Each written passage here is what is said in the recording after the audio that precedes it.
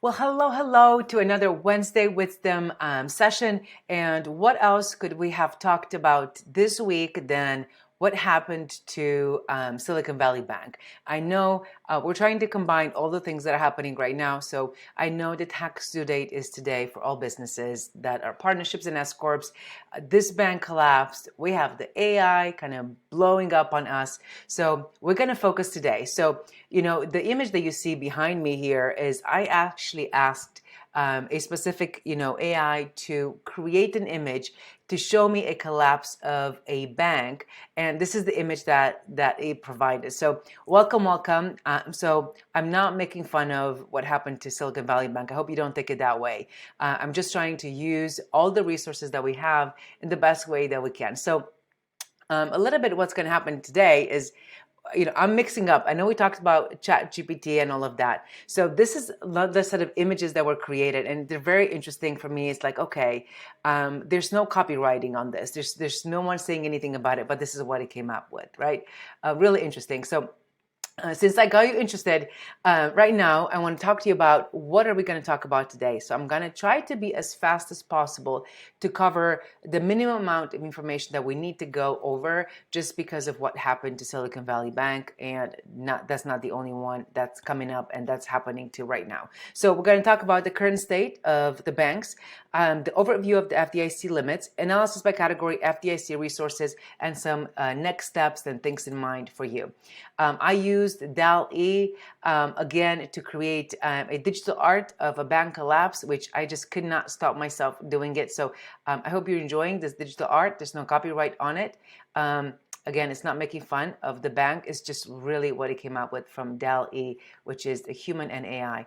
Always interesting for me to see where is this going to go with the implementation of AI. And you just saw that ChatGPT came up with version 4, which kind of is a whole new conversation. So a little disclaimer for today, these laws are applicable today. I'm not giving you legal advice.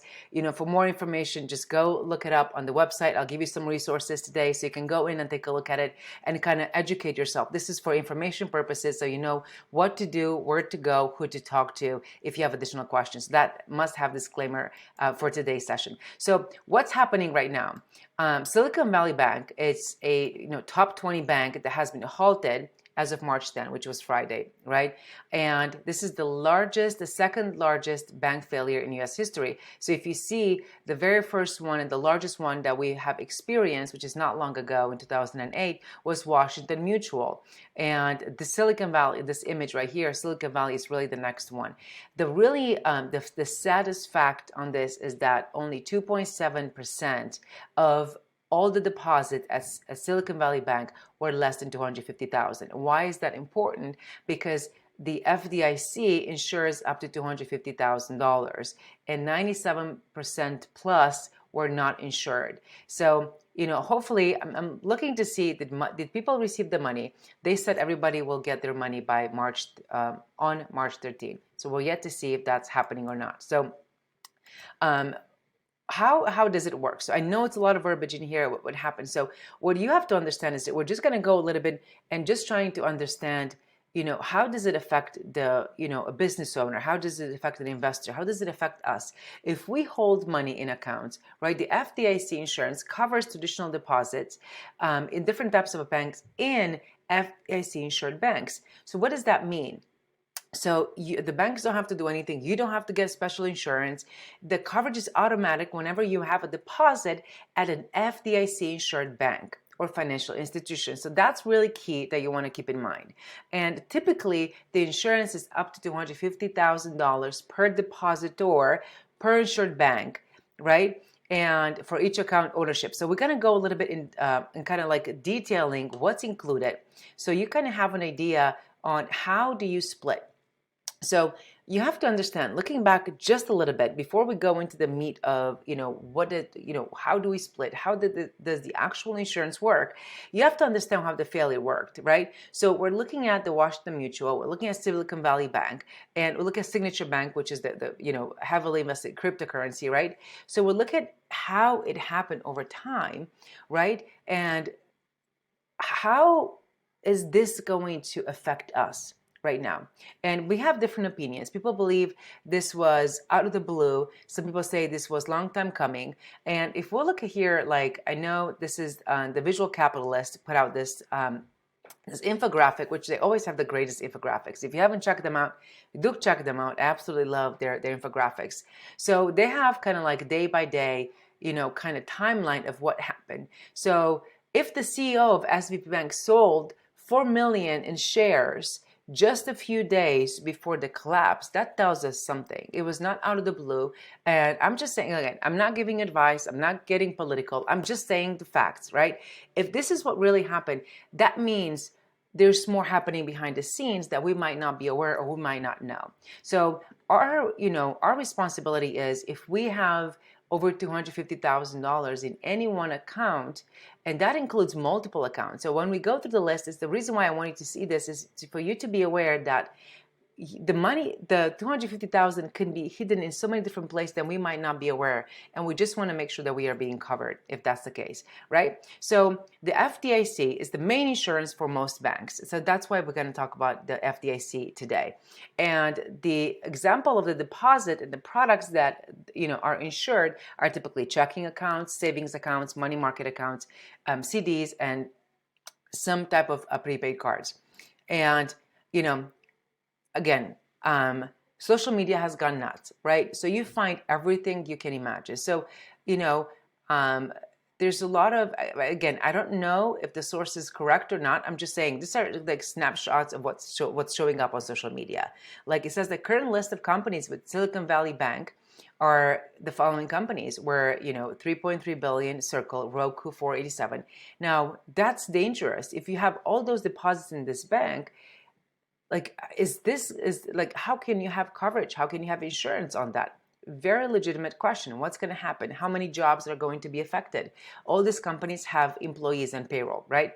And now, again, I'm not sure if you are familiar with Babylon Bee, people who love it, people who hate them. Again, just don't trash, just don't kill me. I'm just a messenger. This is what shows up, right? And some of these are really funny, saying that, hey, are we going to go get a loan from China to cover this as a government, or are the banks in Ukraine safer than in the U.S.? Again, we're not making fun of the situation. We're just looking at, okay, this is what's happening, and how are we going to react to it? And what I'm trying to get to is, let's be educated on how to respond to this. Doesn't mean we all rush to the bank, let's get all the money out. That's not what it means. It means be educated. Okay, look at everything that's around you, educate yourself, how and what can you do. And there's definitely opportunities of diversification, and you can actually be insured for much higher than $250,000 that the FDIC limit is. Okay, so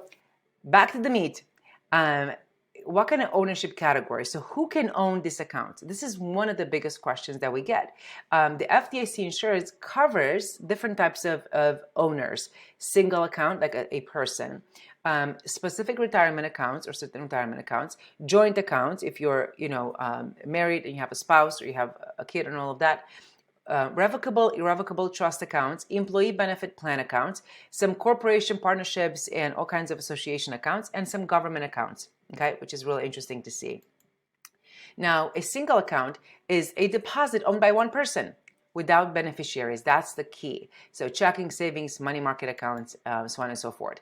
What kind of retirement accounts are covered by the FDIC insurance, right? The IRAs, the self-directed, defined contribution plans, you have the profit sharing plans, the 401k. Again, you have to make sure that the bank that holds your cash, the bank that holds your retirement account is FDIC insured. Okay, so that is really, really important, because not all banks have that insurance, especially if you have smaller banks, right?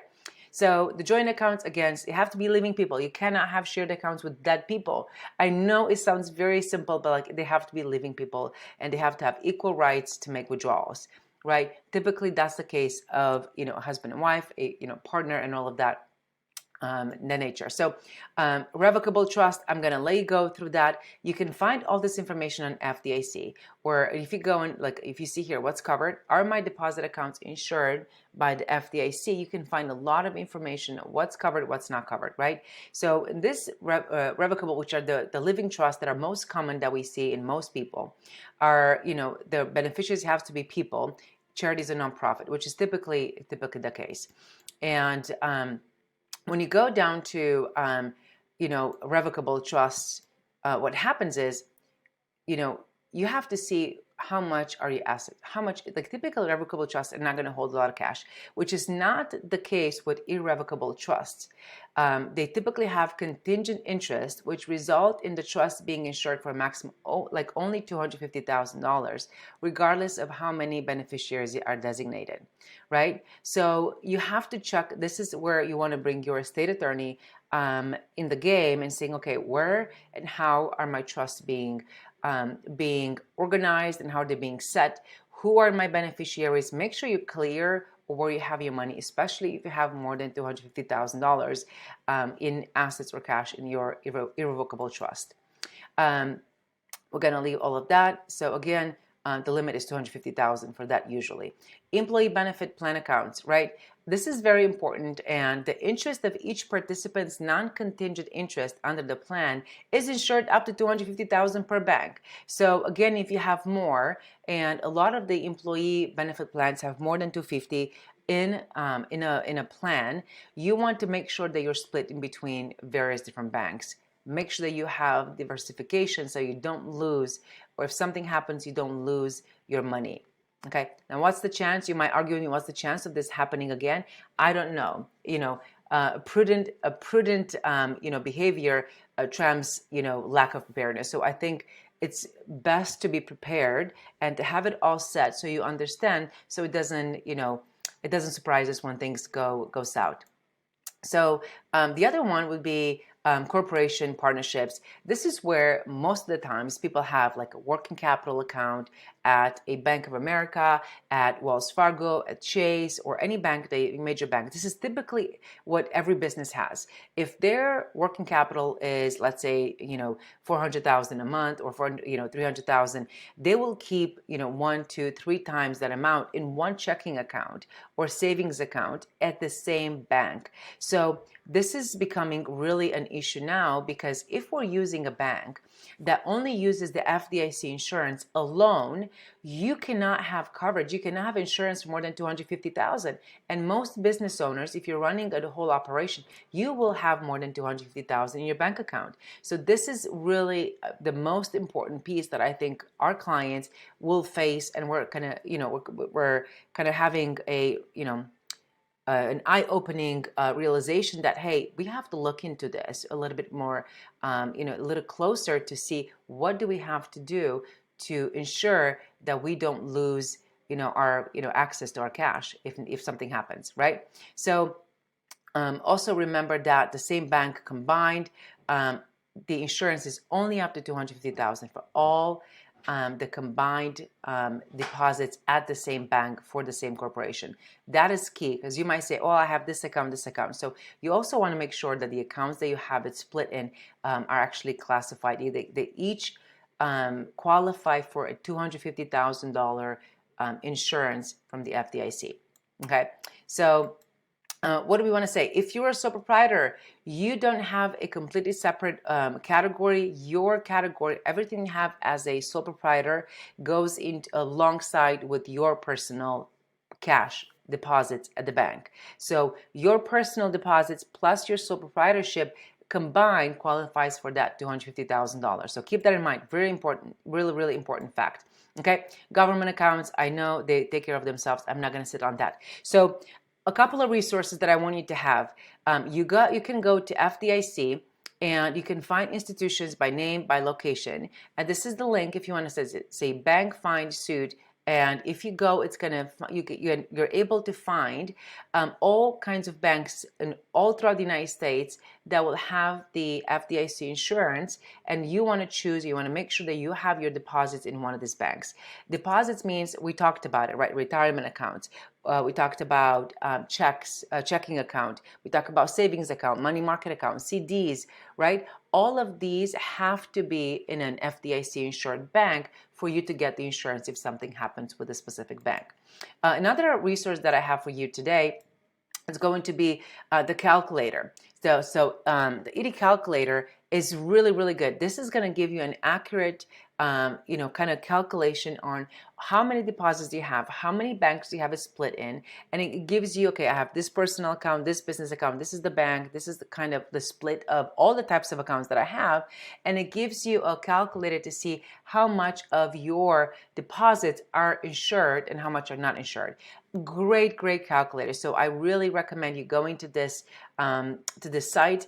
It's ed.fdic.gov calculator. Make sure that you check it out.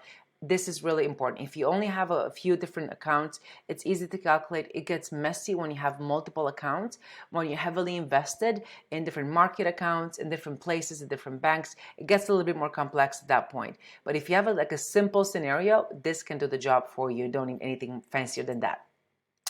Another example that I want to give you here, again, you can find FDIC resources. They have a comprehensive description of FDIC deposit insurance coverage for most common account ownership categories. So if you go, this is going to be the link. So if you want to pick up the link, or if you want the links, let me know, and my team is going to send you the link so you can have that. Make sure that you check it out. It's giving you a lot of information. It has quite a few different languages that you can pick it up as well. So I think I skipped one. Let's go back. So again, how can you contact FDIC? There's a toll-free number. You can go to their website and just say contact if you feel like your deposits, or you have questions about your deposits, you have questions about what's going to happen with SVP. Have you received your deposits? You have not received your deposits. This is a great resource for you to go in and contact. Okay, what do we want to keep in mind? Okay, so SVB happened in less than 1 week, and it's yet to see how this will affect the other banks. We don't know, right? All these banking institutions, everybody is like kind of holding back. Should we pull money out? Should we not pull money out?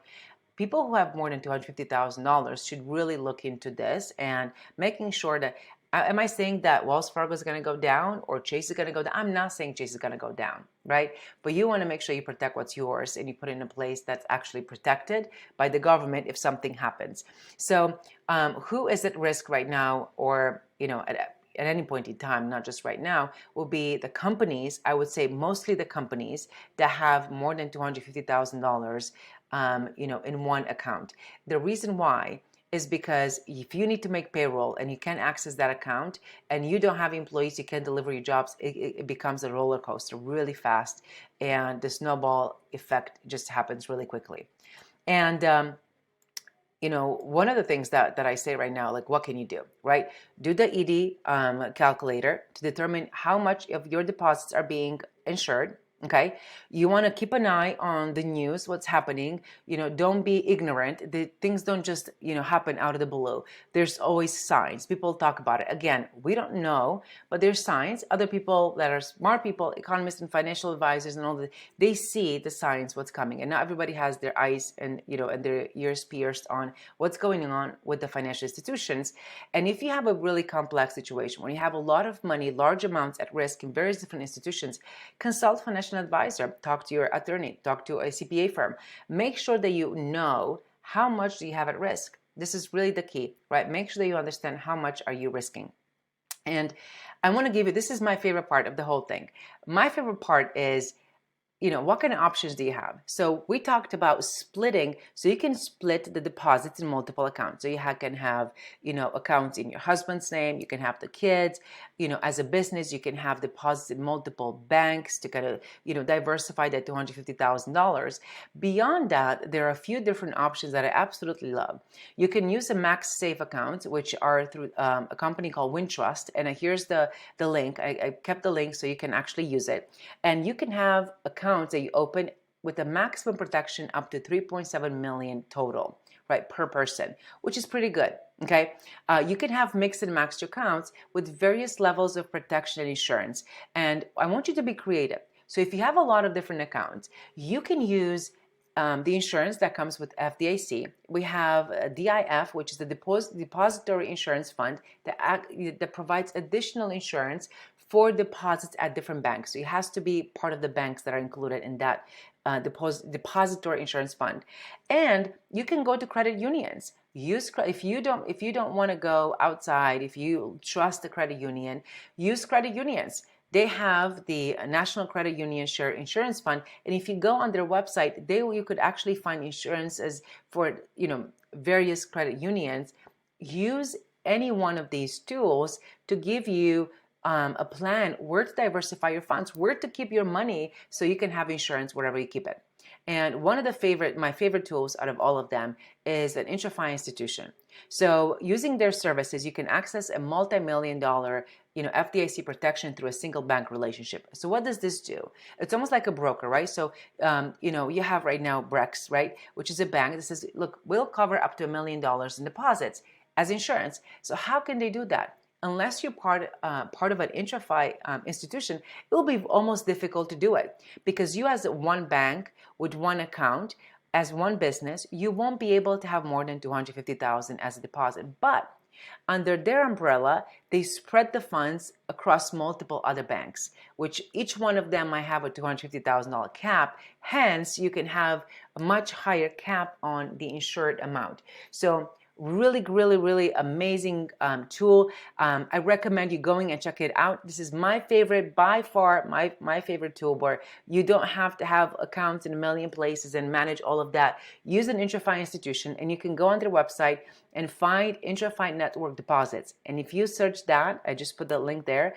you can go in and put your money in an institution that can do that for you without you going and splitting the money. Oh, do I have here? So that becomes really cumbersome, really quick, really fast. So I hope this is useful. I would love to know which one is your favorite way to diversify your options, or where do you keep your deposits? I hope this is useful to you. Let me know. Are you at risk? What do you plan to do? What do you think is the best place for you to really protect your cash, protect your fund, protect your company for anything that could happen? This is all about, risk protection and, assessing, are we at risk? What can we do? So thank you so much for being with me today. And let me know which one is your favorite option, your diversification, so we can see and all learn from each other. If you have any new tools, please do let me know. We love to see any new things, any new tools that you have that we can share with the community, so we can all learn, so we can all protect what's ours, and we don't just let it go and slip to the government or to the people who already have enough. All the best.